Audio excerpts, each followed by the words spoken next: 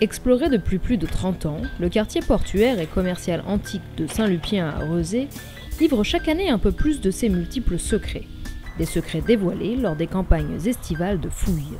Ce port antique a commencé à intéresser les chercheurs, les archéologues déjà dans les années 1980, où il y a un certain nombre de fouilles programmées qui avaient permis à l'époque de mettre au jour des entrepôts de stockage, donc vraiment des bâtiments qui étaient liés au stockage des marchandises qui arrivaient dans ce port antique, des axes de circulation et une série d'ateliers et de boutiques.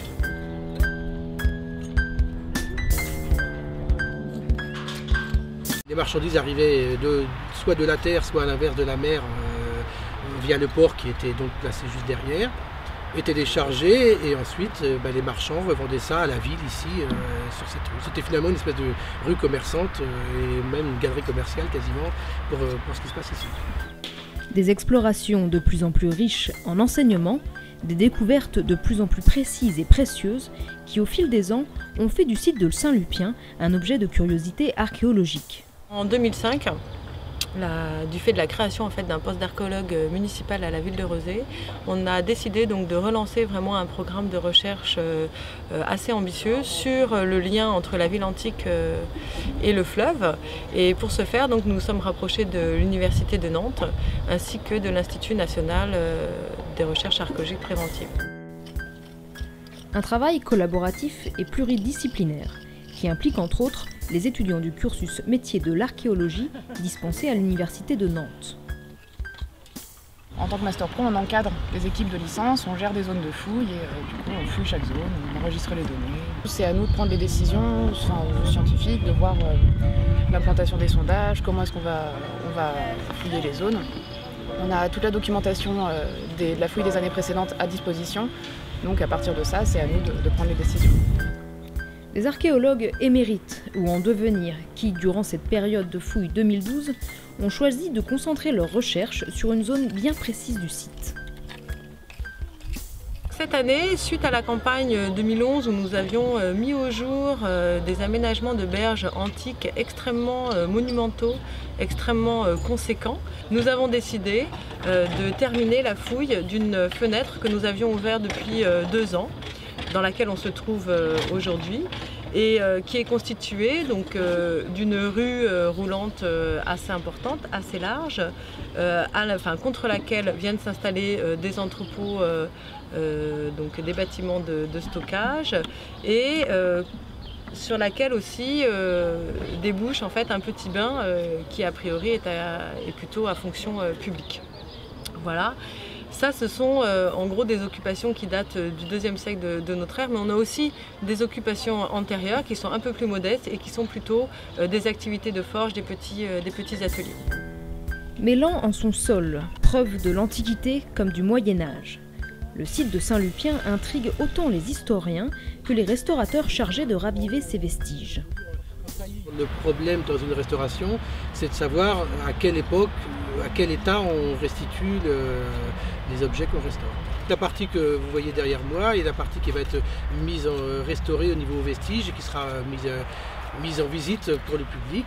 Donc c'est un état du IIe siècle, c'est un des choix qui a été fait. On restitue la situation qui était au IIe siècle, c'est-à-dire qu'on accepte de ne pas montrer les choses antérieures ou postérieures.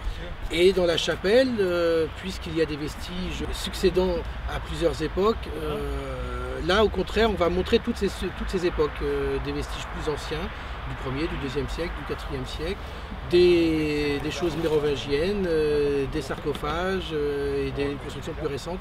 Donc là au contraire on va montrer la superposition des époques sur un même bâtiment. Une superposition des époques que les équipes archéologiques œuvrant au sein de la chapelle Saint-Lupien s'attachent à rendre lisible. L'objectif de cette étude, c'est de voir l'évolution architecturale du bâtiment, c'est de pouvoir repérer les différentes phases de construction et de proposer une restitution du bâtiment de l'origine jusqu'à nos jours. Nous intervenons généralement avant une restauration pour étudier le mur, puisque lorsqu'il y a restauration, on ne voit plus après les parements. On essaye de voir les différentes constructions grâce aux matériaux employés qui sont différents à certaines époques et aussi aux mortiers. Donc il y a plusieurs méthodes, soit on fait des relevés à la main, ou alors maintenant on utilise surtout l'orthophotoplan. On prend une photo d'un mur, on la redresse et on la met à l'échelle. Et comme ça, on a une photo sur lesquelles on peut indiquer nos observations archéologiques, donc les différentes phases, etc. Donc ça permet d'aller beaucoup plus vite, comme la fouille classique. Et donc là, par exemple, on a une chapelle d'origine qui repose sur des remblais ou sur des destructions antiques, et après les constructions postérieures, 15e, 18e et 19e. Une fois la pierre analysée, datée et traduite, vient alors le temps de la restauration et celui des spécialistes de la maçonnerie antique.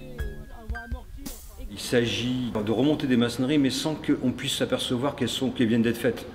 Une bonne partie des murs sont conservés et consolidés, et on va devoir faire des compléments pour pouvoir les sortir un peu de terre. Et donc cette partie-là, on doit absolument faire en sorte qu'on ne puisse pas être trop différente de celle d'origine. On fait une analyse très précise donc du type de maçonnerie, de l'appareillage des maçonneries. Et on essaie de réutiliser également les pierres, bien sûr, mais même la forme des pierres, la forme des briques. On veut absolument que ce que l'on va devoir reconstituer puisse s'apparenter en tout point à la façon dont c'était construit à cette époque, c'est-à-dire 1er siècle avant Jésus-Christ, enfin dans ces environs-là. Donc ça veut dire que là, il y a peut-être un moyen de récupérer quelques pierres.